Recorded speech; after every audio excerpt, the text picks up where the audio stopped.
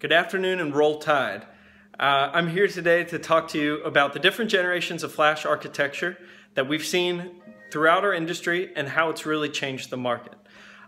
Traditionally, we have seen all kinds of different systems over the lifespan of traditional storage. Back in 2008, we see it as EMC as kind of that generation one where we started to throw a little bit of flash into our systems. As I mentioned, we've been doing it a long time, and with that, our competitors have too. That's really that generation one.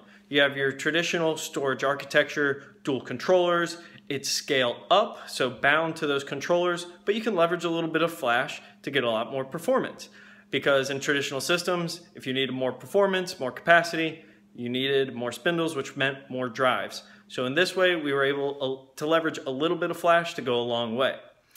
That was generation one, which led us then into generation two, which was more of a hybrid model, if you will, with companies like Tintri and Nimble. The architecture itself of traditional SAN storage didn't change, still dual controller, but leveraging more flash with, call it, your cheap and deep drives of the Nearline. Great for a few different workloads, but really other than that, customers still needed more.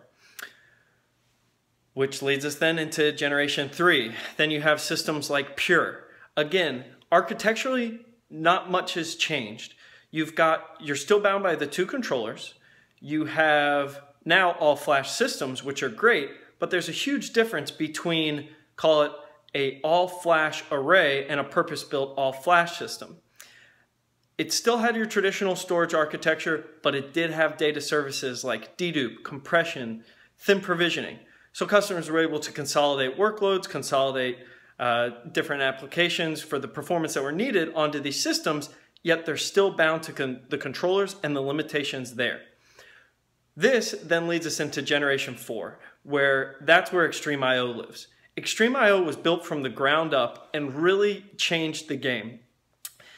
We took a look at traditional storage architecture and the vision that was Extreme IO. How can we get all of these inline, all the time data services like deduplication, compression, thin provisioning, no snapshot penalties, but change the game from an architectural standpoint so you're not bound by the controllers, but rather get stronger as you add different systems.